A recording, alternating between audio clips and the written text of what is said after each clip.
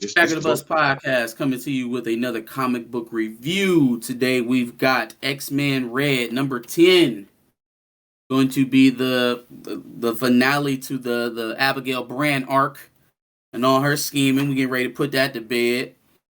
We do open up with a nice little message from Lotus Lagos, setting the stage from the Omega level showdown we got going on there at Autumn Place.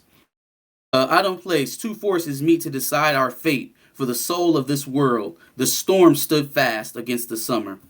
For the soul of this world, their battle raged. The fire in the sky made grim war on this ground. They broke the broken heart of our broken land.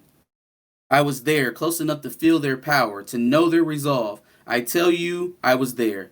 It shook the earth. It shook certainties. Were you there? I was there. If you were there, you need no telling. The earth, the sea waited, holding their breath from the coming end. Which spirit would prevail? When we emerged, who would be the victor? At Autumn Palace, two forces meet to forge a new age. That's the tale of a tape right there, man. That's. I want you to call all the mutant fights from now on, Lodo. So you got to head over to the ring of the perilous, and you calling all the fights from now on.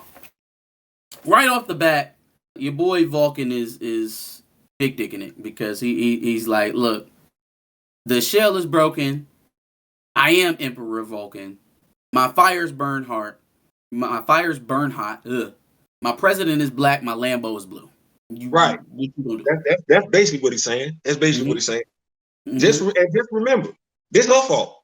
This your he telling the royal like, just remember, this your fault. I'm trying to get your way out of this. This your fault. You had your chance. He did say that. But then right as they start though, Autumn Palace gone. Why y'all have to do Magneto house like that? Why y'all have to do Magneto's house like that?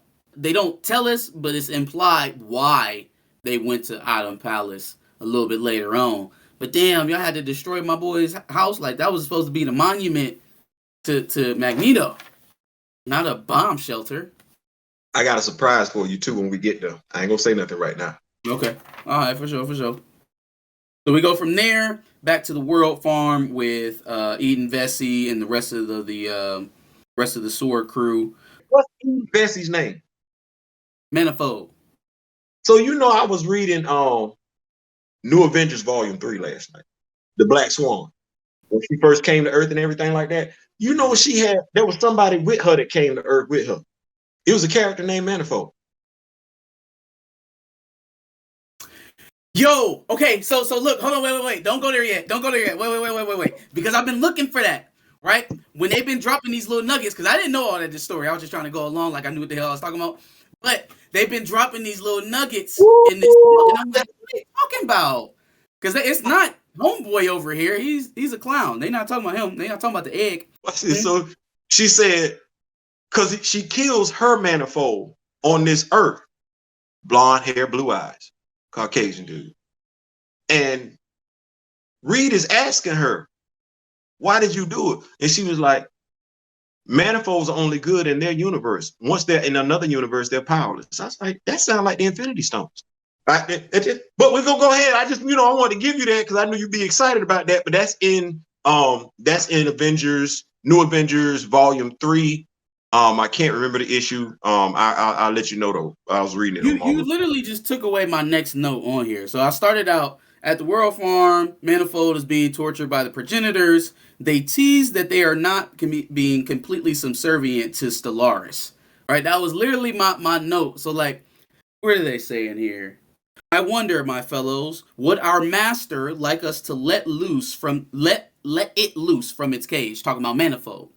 To reduce all signal to noise, if our sublime overlord desires it.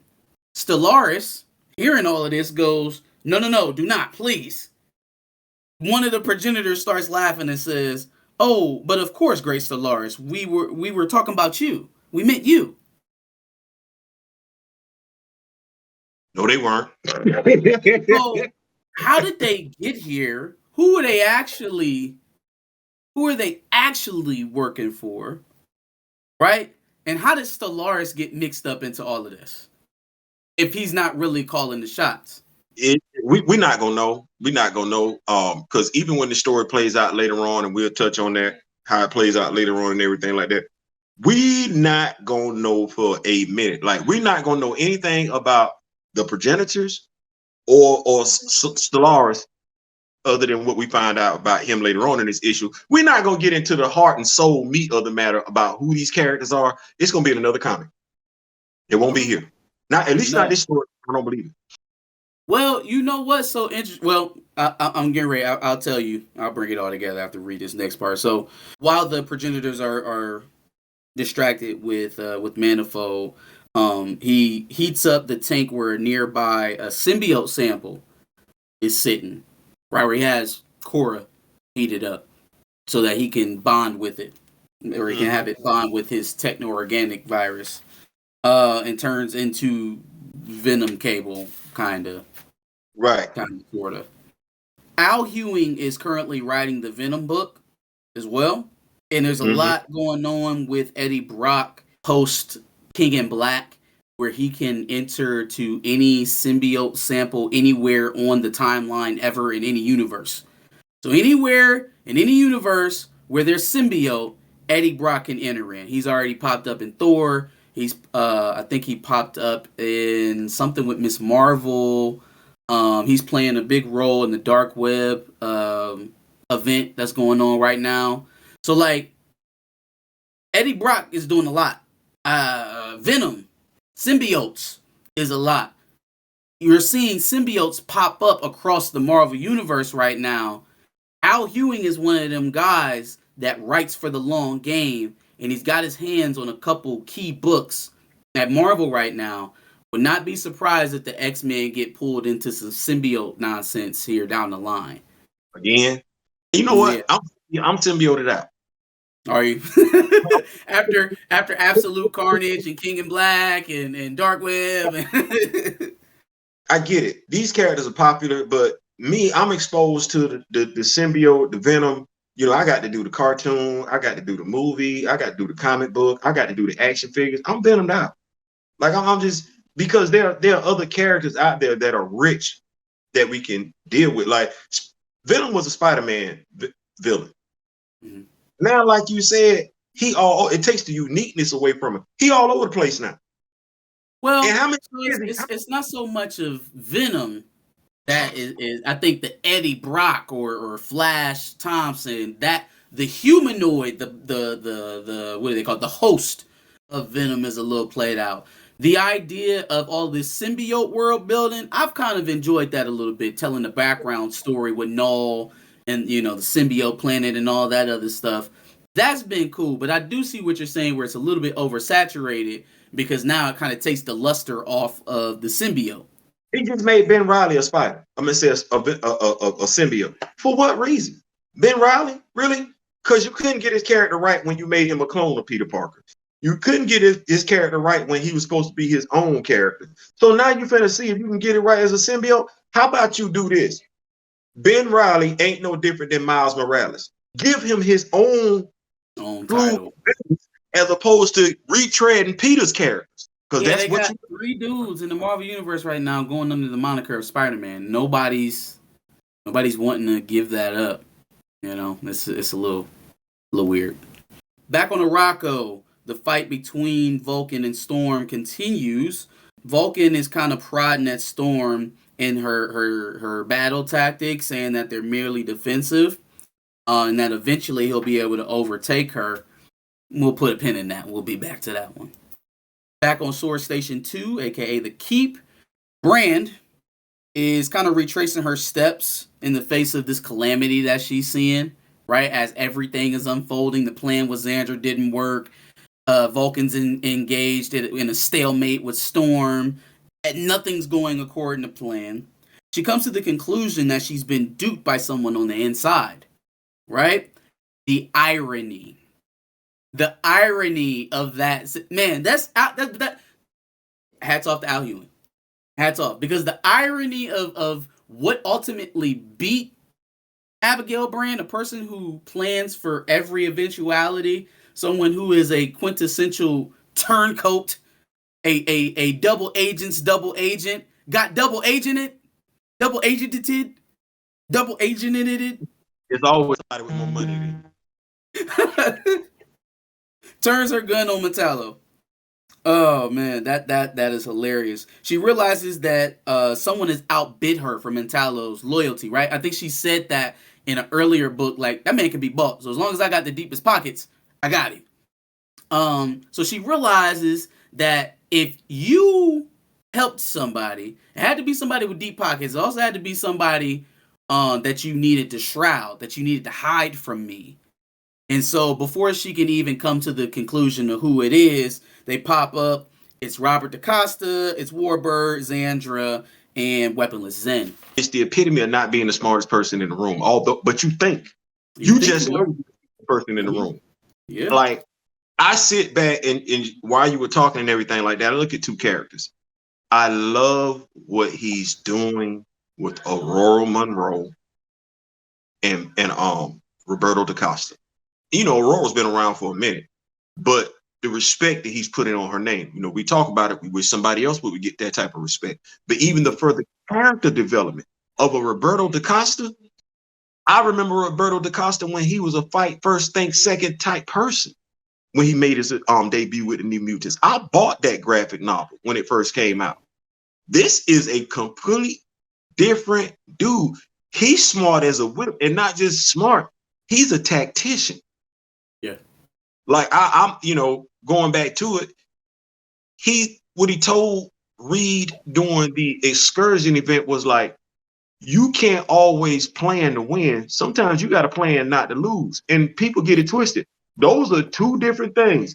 Planning to win, well, three different things. Planning to win, planning to lose, and just playing not to lose. Those are three different things.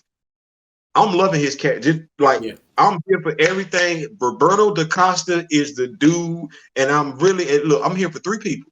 I'm here for Manifold. I'm here for Storm. And I'm here for Sunspot because their characters are the ones that he's been paying a lot of attention to. These other characters were developed. Cable, we already knew who he was. He's done phenomenal work with Abigail Brand. Even with Metallo was a barely fleshed out villain and everything like that. He's done a great job with character development throughout this whole entire series from X-Men Sword to X-Men Red. I can't say enough about his writing.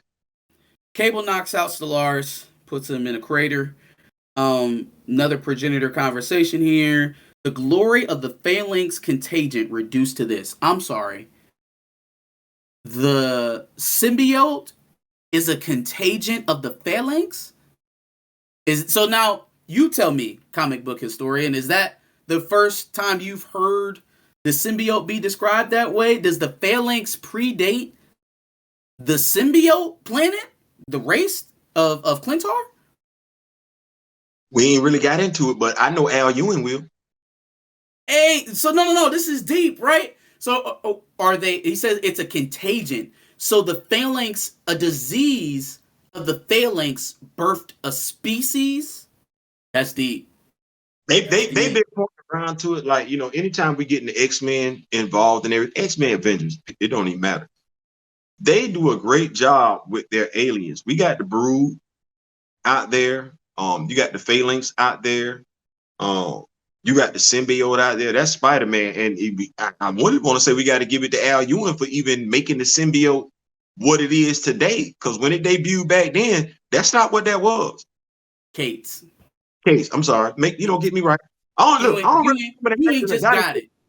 He got it at the beginning of last year. Cates is the one who did the whole Carnage saga and the King in Black stuff. To see it where, you know, I know they're doing something with it. I'm here for it, but they got a lot of stuff to play with. Like the faith to tie up, to have it where a symbiote is a child of the Phalanx. See, and that's what I was kind of talking about. There may be something bigger down the pipe with the symbiote / Venom / King in Black and the mutants going into their final the final run of this iteration of the Krakoa mutants, because that's the overarching theme of, you know, Powers of 10, 10 of X, the kickoff to this new era of X-Men is that eventually they outlast the humans, but ultimately they lose the planet to the Phalanx, right? The human machine hybrids opt to phase into the Phalanx and give up the planet essentially. So if the symbiotes are the child or the offspring, or like, does that, if you have a virus that you shed and it turns into a living being, is that your child? I guess. So the child of the Phalanx could end up being the secret weapon for some type of hybrid, some type of symbiote mutant hybrid can end up being the answer to the mutants fighting the Phalanx, which I want parts of that. I want all parts of that. And honestly, if you'd have said something to me about it 3 years ago, I'd have said it doesn't make any sense. But now that Al Ewing has created this erroneous connection, and I know that he's going to be writing on it, oh, well, we're good. We're good. We're going to get something good. I'm here for it. Mm-hmm. That's crazy because now I'm looking at this cable action figure. I'm saying, do I need me a cable action figure? No, let's go. Keep going. So the lapse in focus, that momentary lapse, freeze Eaton from their hold for a second. And while he does that, he channels Laktuka, right? The I don't even know what their power set is particularly, but it meshes well with manifolds and it powers him up to a level that he is able to send away the progenitors, open up a portal and get them out of there. Latuka ain't even around him. Like that's the crazy part. Latuka is on Arakko. It's on Morocco. Yeah. No, yes, that's deep. And he like, hey, bro, I see that this was a Heimdall minute. This was a Heimdall moment. Remember when Thor was in Ragnarok and he said, Heimdall, I need to borrow your eyes. Mm-hmm. And Heimdall wasn't really there, and Thor could see through him. This is a Heimdall moment. He's like, and what did he say? Well, that's different. I don't know where he was looking at. I don't know where Latuka was looking at, but he was looking someplace he ain't never seen before. Yeah. He's like, that's different. And so then he said, at a certain level, they both must be able to talk to the universe or reality, the folds in reality, and manipulate them. So he kind of lent his powers to Manifold there for a second. Core to Burning Heart, she said, how deadly? Where did you put them? And he said, outside. All the way outside. All the way outside. Go back to what I told you earlier about there's a manifold in every universe, and manifolds don't work outside of their universe. So you sent the progenitor, because he's saying he sent the progenitors basically back where they come from, because they're not from this universe. Mm-hmm. So you sent them outside of this universe. See, I'm hoping that somebody is like, I'm gonna pay that off, because they both wearing the same emblem. Like I put the picture on Twitter, you should be able to see it next time you go. But they both, him and this manifold, both wearing the same emblem across their chest. Really? Both wearing the same emblem across their chest. So to me, it's like she ain't calling him manifold by accident, and she ain't making that statement that manifolds are only good in their universe, because everything that she said in that particular story has been what you learned about manifold, reading Sword and reading X-Men Red. He talks to the universe. He folds everything and he moves it through the universe. And he say he talked to the universe. Okay. Well, she called that character Manifold, and she said manifolds are only good inside their universe. They're not good outside their universe. I'm like, I don't believe that name is shared. I don't believe that's just coincidence. I don't believe them having the same logo is coincidence. I don't believe her making that statement is coincidence. It's something that somebody just ain't visited yet, but they're going to tie it back up at some point in time. They're going to tie that up. But I ain't going to do you like that, though. I just thought that was interesting. I believe you. They get out of there. They being, Thunderbird, Manifold, and the rest. They escape with WizKid. Back at the keep, they are berating Brand for her treacherous ways, and she body slides up out of there. Little does she know, she body slides right into the Fisher King. Now, okay, so I body slide. Ooh, one to the basement. I'm hiding. Cool, I'm good. Oh no, the Fisher King is here. Some human Arakan or a Kree. Some human a Kree. Body slide. Go somewhere else. Am I right? Or why are we so shocked and scared?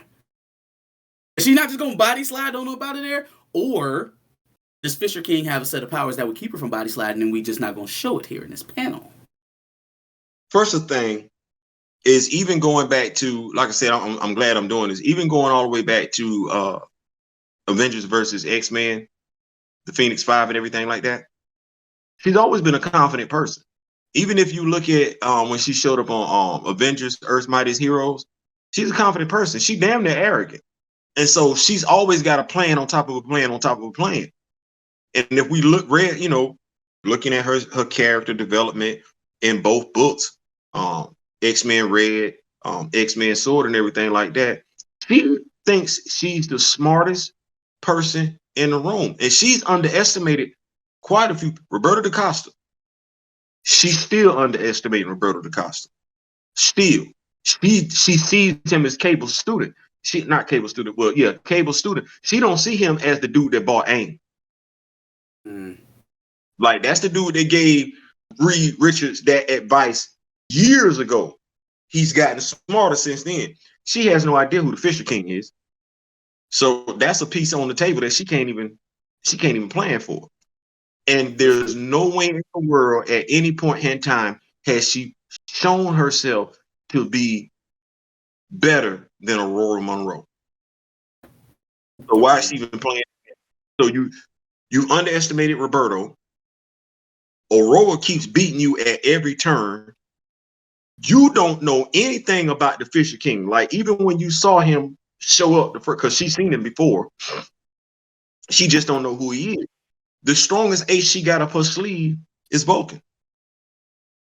That was the only ace she had. Vulcan and a dude that could be bought. Those were her aces up the sleeve. A dude who's crazy as hell and a dude who can be bought. The dude called her by her whole name, though. I don't even want to leave that part out. The Fisher King called her by her whole name, her real name, her government name. And she ain't told her. Abigail Regulo. Yeah. Whatever. Yes, her real name. The one we not supposed to know. And then he says, your grand plans are dust, Abigail, born as Axis ended. The road you walk ends here. You are enemy of Morocco. And for our enemy, there is only destruction. Destruction of all that you are. And the end of that road is what comes next. So I'm curious. Like, he don't really play. Fish King don't. He don't really play the radio. He mean what he say. He say what he mean. So back on Morocco, we are going through. We're going to finish up this fight with Vulcan and Storm. Vulcan is coming in full tilt. He's giving her everything he's got, and he's completely convinced that he has the fight won because it doesn't seem like Storm has been able to do anything but protect herself. Storm then lets him know very quickly that, she don't come to play, and extinguishes his fire quickly. And he's shocked. He doesn't understand. Using Rock Slide, Sabanur, and Lotus Lagos, Storm creates an underground, or has Rock Slide create an underground cavern to which Sabanur floods with water. It's kind of like a reserve for when he burns it all out of the air, right? If we're raging on, I'm using what little water I can muster from the atmosphere, and you're burning it out. It's going to be bone dry. I'm going to need a second tank, right? And so they fill that cavern up with water, and then Lotus Lagos covers it with Mysterium so it won't evaporate in the fight. What you gonna do now? Because now you burnt out. You out of juice. I got a reserve. You're done. So let me tell you what. I'm gonna let you go through a cool down. How does several hundred years in Mysterium buried sound to you? Because that's exactly what they gave me. Brutal death. So my thing is, okay, you're encasing him in this Mysterium. Mm-hmm. Vulcan is an immortal. Oh, he'll live. He'll just exist in stasis the same way he was supposed to out in the fall. Okay, because so suspended animation. Because I'm looking like, yeah. You know what? they got this law say kill no mutant, kill no man. It don't say you gonna kill no mutant though. I wouldn't have brought the dude back alive. I'm just gonna say it. I'm like Nova. Why did y'all bring him back? Y'all should let the dude stay where he was. But that's just me. Well, so think about who it is that's making the decision though, right? Is Storm ultimately who? Well, Human's writing it, but the character who ultimately decides whether or not Vulcan's gonna live or die is Storm. And so coming off of losing Magneto, a character in himself who has done very Vulcan-like things in his past and his lead up was probably a bit of a roadmap or a template for Vulcan. You know what I mean? And some of his brashness, some of his youthful vigor and ambition. He probably could model a lot of what you get from Vulcan off of Magneto. Seeing that in Vulcan and having the potential for him to evolve, which she actually says in this book, the same way Eric Lyncher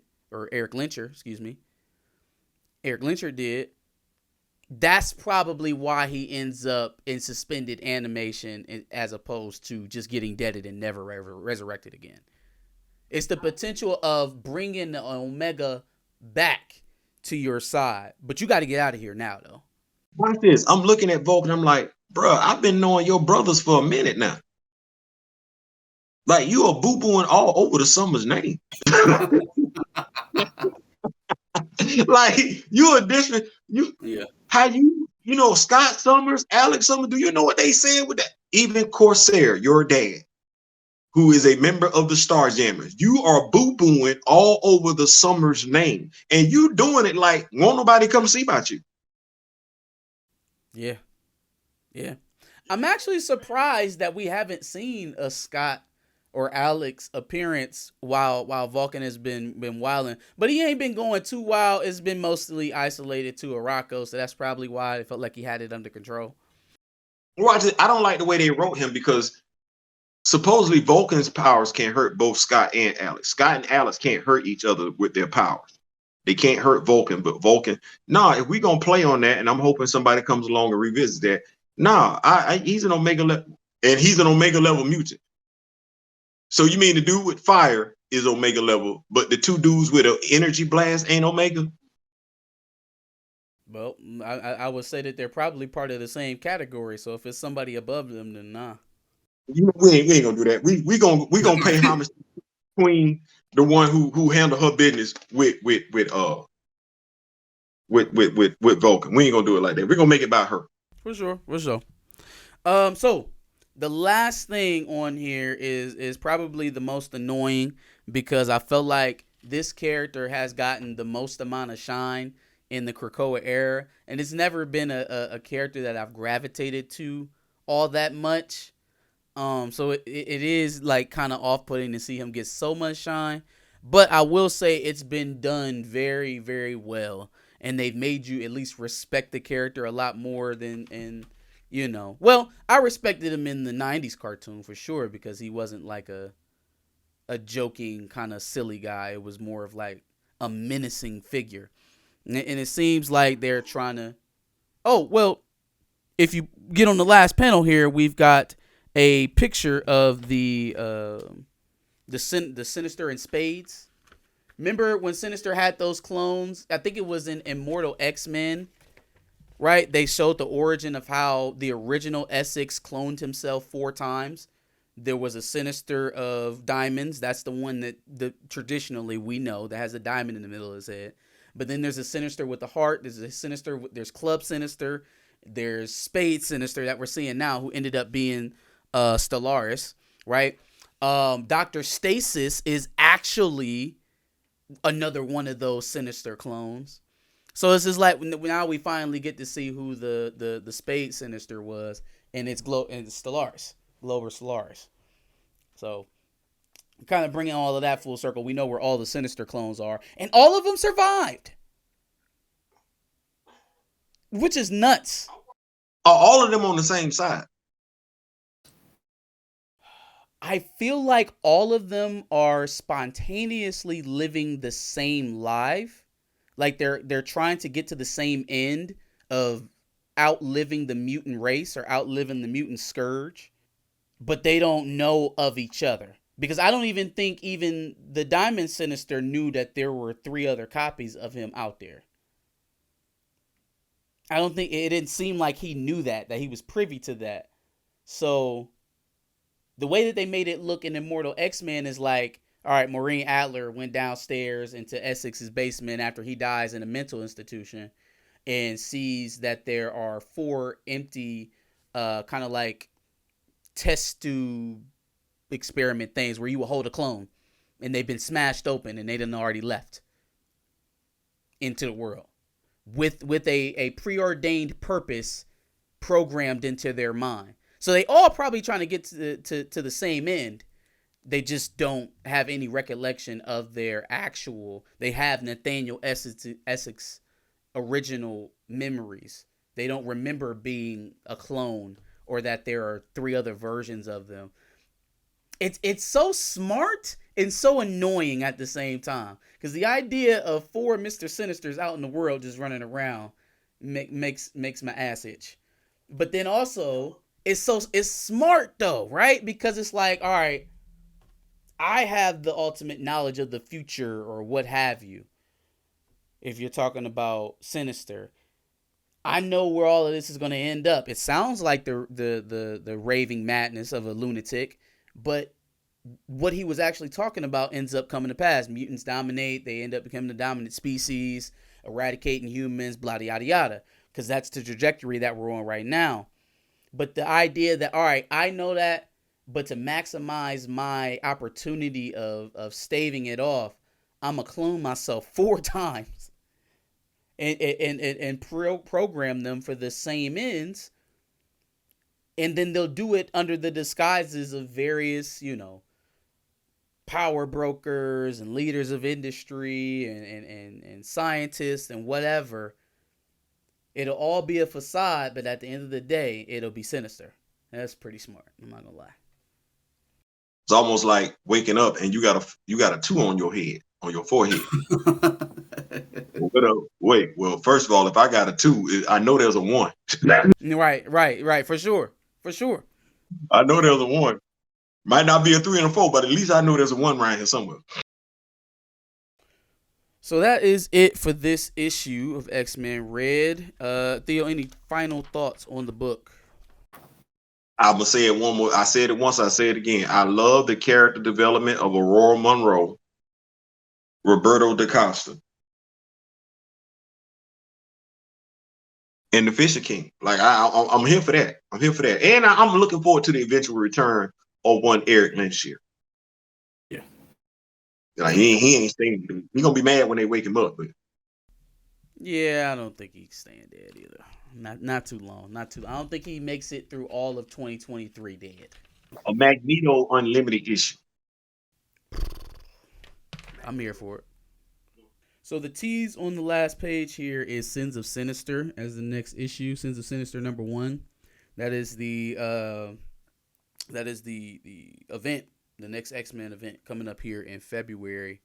I think this is a story of alternate universes, or alternate timelines. He got a million of those Moira clones, so I think they're gonna walk us through kind of the trial and error of all of that and how those timelines ended up, like where they went.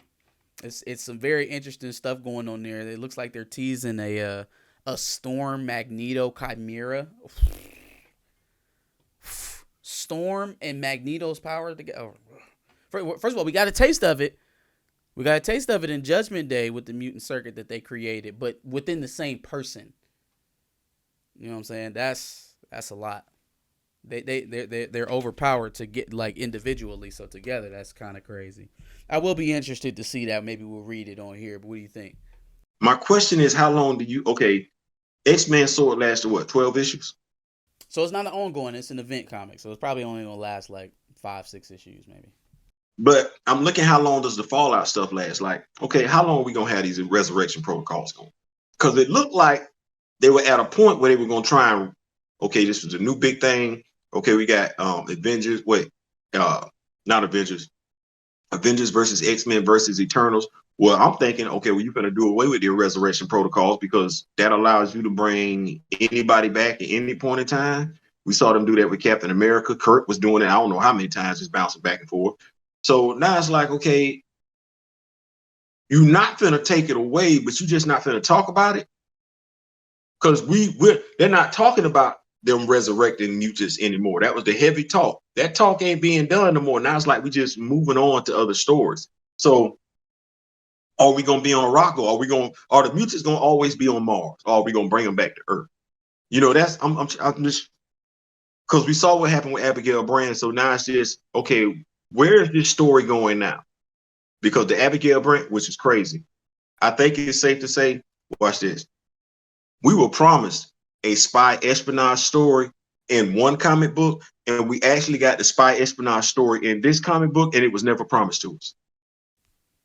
Am I right? Am I right or wrong? Yeah. We actually Yeah. got a spy espionage story in X-Men Red. Nobody said they were going to give it to us. They just gave us that's literally a spy espionage story. You got people double crossing people. You got people having to be smarter than the average bear and everything like that. We were promised this in another story, another comic book, and never got it. I'm gonna leave it right there because we ain't talking about that comic book. We talking about this comic book, but this is a great story arc. I'm here for it.